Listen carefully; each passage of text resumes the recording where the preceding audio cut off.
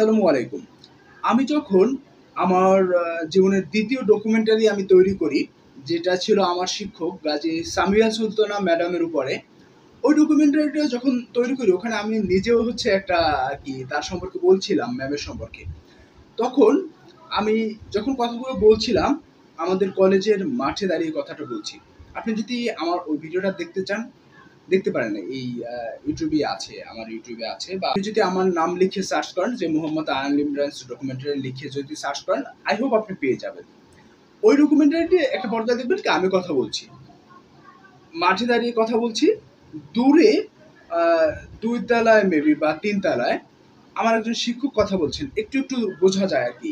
ধরেন আমি এখানে কথা বলছি, এই সাইডটা দেখে আমার ওই শিক্ষক কথা বলছেন। উপরে যে অন্য একজন টিচার কথা বলছেন, তিনি হচ্ছে আমারই কয়েকজন জুনিয়রের সাথে কথা বলছেন। তাদের সাথে যে জুনিয়ররা কথা বলছিল, ওই জুনিয়ররা আমাকে পরে আর কি বলে যে ভাইয়া, আপনি যখন ওইরকম কথা বলছিলেন তখন স্যার আর কি বলছিলেন যে কিভাবে আপনি হাত নাড়িয়ে কথা বলেন, এভাবে আমাদের কথা বলতে বলেছিলেন। অর্থাৎ এই যে হাত নাড়িয়ে কথা বলা, কিছু একটা বোঝানো। আমি দেখুন আমার অনেক ভিডিওতেই দেখবেন যে আমার হাতটা বেশি আমি নাড়াই, আমি হাত নাড়িয়ে কিছু একটা বোঝানোর চেষ্টা করি বা কোনো একটা ধাপ বোঝানোর চেষ্টা করি। এটা কেমন করেই যেন আমার ভিতরে চলে আসে। আমি চাইলেই এভাবে কথা বলতে পারি না, কেনই জানি এরকম একদম স্টিল বডি হয়ে আমি কথা বলতে পারি না। আমার হাতটা নাড়াতে হয়, অনেক সময় হয়তো বা দেখেন ভিডিওতে হাত নেই, বাট নিচে আমি কিছু একটা করি, কলম দিয়ে হতে পারে বা কিছু একটা করি, আমার হাতটা নড়ে। একটা মজার বিষয় এখানে মনে পড়লো যে একটা লোক নাকি আছে যে হচ্ছে যখন ফোনে কথা বলে তখন তার হাতটা এভাবে নাড়ায়, যে যদি কথা বলে এই তোকে আমি আসতে বলছি কেন আসো নাই, মানে হাতটা নাকি নাড়ায়। ওই লোকের যখন হচ্ছে আপনার হাতটা নাকি পকেটে ঢুকিয়ে রাখা হয়েছিল, তখনও তিনি নাকি হাত বের করে কথা বলেছিলেন।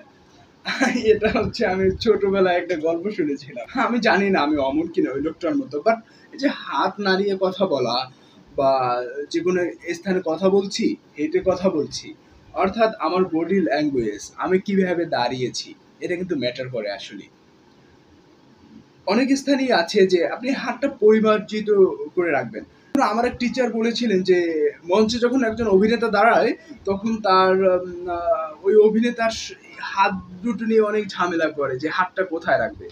কারণ আমরা যখন আমাদের কেউ দাঁড়াতে বলে, আমরা অনেক সময় হাতটা এভাবে রাখি, তারপর হাতটা হচ্ছে এভাবে রাখি, তারপর হাতটা হচ্ছে এরকম পিছনে বেঁধে রাখি, বা হাতটা দিয়ে কাউকে একটু মানে খোঁচা দেওয়ার চেষ্টা করি। এই হাতটা নিয়ে ঝামেলা হয় যে অভিনেতা হাতটা কি করবে, সবসময় কি যাত্রার মতো ভাবে হাত নাড়িয়ে নাড়িয়ে এভাবে কথা বলবে? না, এই অভিনেতা হাতটা কি করবে, হাতটা সোজাভাবে রেখে দেবে।